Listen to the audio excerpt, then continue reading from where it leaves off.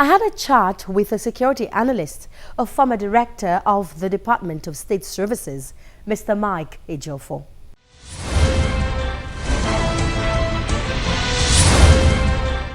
Welcome to the program, Mr. Ejiofor. Thank you very much. We have a December deadline, or we had a December deadline as at 2015. We had a December deadline to end the insurgency. And then recently, the president declared that the sect has been technically defeated.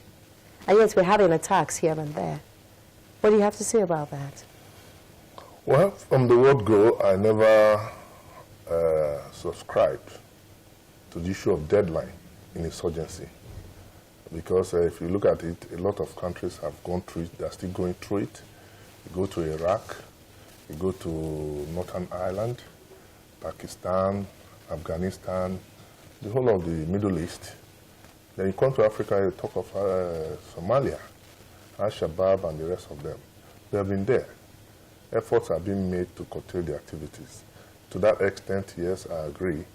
But to give a deadline on when insurgency should end, I don't subscribe to that. And I think I've been proved right too, that even though we have made substantial progress in curtailing the activities of Boko Haram, it will not be right to give a deadline. My position is premised on the fact that if you recall that in February 2015, before the election, the then government asked for 6-week extension or shift for the election to enable them put those people at bay. Recall that as at that time, we had over 17 local governments being controlled by Boko Haram with their flags there. And within the 6 weeks period, you also agree with me that substantial progress was made to which enabled us to have the election. And the present government came in, they consolidated on it, and they're pursuing the insurgents. But the question is, why are they still attacking villages? It's not unexpected, because first of all,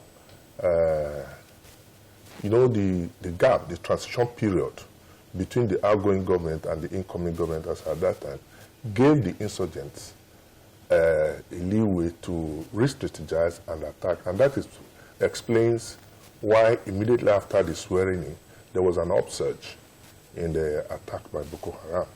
And when the government settled in, the service chiefs were changed. And that is, again, one thing you should not deny this government. In making appointment of the various service chiefs, it concentrated its efforts in taking the service chiefs from the theater of war, like the chief of army staff, and a lot of difference has been made. But I believe that what gave rise to this current upsurge, I wouldn't call it upsurge, this isolated attacks we're having now, is perhaps the military hardware is depleting. Don't forget that the supplementary budget for the military has not been released. They've not got money. And the arms stored by the previous government is depleting. It takes time for you to acquire new arms. So with all these efforts the present government is making to clean the stable based on abuse of the previous administration, like the investigation going on the service chief, I think it's taking some time too. But I think effort should be geared towards approving funds for the military to enable them acquiring this, because it takes time. I tell you, an attack helicopter, it takes not less than a year to the process to get it, because these things are not things to get off the shelf and possibly get them and say, let us go and buy it. Don't also forget that we have challenges getting arms from the West that is still being streamlined too by this government. So those are the issues I think as we progress, we'll be able to highlight some other challenges. Some critics of the present administration have said that the president overstated his ability to combat terrorism. I mean, especially from the British media, we have one of the critics who said that what the president would like to do is different from what he is able to do. To what extent do you agree with this statement? Well, it's the wish of Mr. President that the war ends in a day, because he's the commander-in-chief. But you go to the field, it's a different ballgame. The military there, they're having challenges of the terrain, the topography, challenges of armament that is depleting, a lot of challenges. So it's not as easy as we are going to look at it. But, you know, as the political head, he is willing to fulfill his electoral promises by ensuring, because he assured Nigerians that as soon as he comes in, the issue of Boko Haram is a thing of the past. But, you know, it's not that easy. That is not also to say that efforts are not being made. There are ongoing arrangements to establish civil authority in most of these reclaimed territories, and yet this recent attack in Dalari is a chilling reminder of how vulnerable these communities can still be. Are we not moving too fast? Well, you see, a lot of damages, devastation has taken place in the northeast since the inception of this insurgency. Like I said when we started, substantial progress has been made too in terms of consolidating the areas that have already been secured. And I believe that, I think I was reading in the paper 2 days ago when I saw the Inspector General of Police saying that before the end of the month, police should be able to take control of the liberated areas.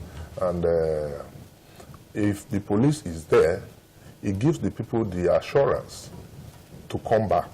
But once you don't have the civil authority there, it is the military still saying that it's going to be difficult to assure the people to come back.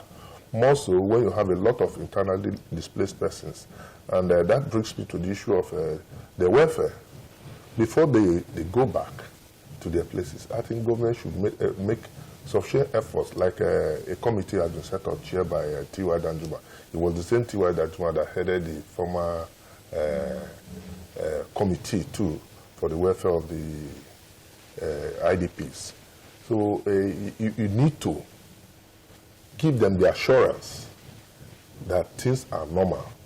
And there's no way you can give them assurance if their welfare is not taken care of adequately at the camps. There's no way you can convince them to go back to their various areas of abode. But be that as it may, if you continue with this progress we are making so far, I think the IDPs will be assured to go back to their place. But before going back, the schools have to be rebuilt, hospitals have to be put in place, a lot of damages, infrastructure has to be put in place. And I must also commend the Borno State government, who has been doing a lot, because this is a war of the mind. It's not just, we cannot shoot our way all through and achieve success in this issue. So you need to reassure the people. A lot of campaigns have to be ongoing to assure the people, if you call it psychological operations, to give them the assurance that the environment is safe for them to come back.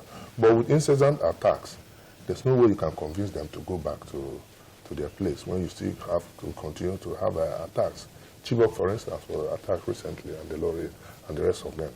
So, but these are isolated attacks, which I believe are signs of desperation on the part of the insurgents, that as soon as they are getting to the end of the war, they tend to have uncoordinated attacks. You don't, for now, you don't hear of Shekau, you don't hear of any known leader, which used to be the case before, when they tell you, well, we are going to negotiate with them. You don't see anybody to negotiate with now. Don't also forget that the same group paid allegiance to ISIS and established the West African ISIS. We don't talk about that one again. That will show you that substantial progress has been made in decimating But one thing I also want to disagree is this issue of technical defeat. It's either there's a defeat or there's no defeat. I don't know what technical defeat means. Okay, talking about the recent attacks as you have raised, we'd say that there is a new form of attack that these terrorists are using, they're utilizing, and it is said that intelligence would be one of the best ways to tackle it. Do you think Nigerian military is equipped with this form of intelligence to combat these forms of attack? Well, the military, the Nigerian Army, for instance, has its own intelligence corps. But the statutory organ charged with the responsibility of intelligence gathering is the State Security Service. And I believe they are working closely in synergy. That is why only 2 or 3 days ago, you heard of Air Force drones that struck the base of the Boko Haram. Without adequate intelligence, I don't think this would have been successful. So there must be synergy in terms of intelligence gathering between the service and the exchange of intelligence. It's not just sufficient to acquire the intelligence without giving it out to other people. So we still need to do more in terms of intelligence gathering. And you don't get intelligence without the cooperation of the people. So if the people are not there on ground, how do you get intelligence? You need to use the locals to get intelligence. So I think that's one area that is lacking now in terms of coordination. I'd ask you to stay with that thought while we go on a short break. We will go on a short break now, and when we return, we'll tell you more about the fight against insurgency in Nigeria.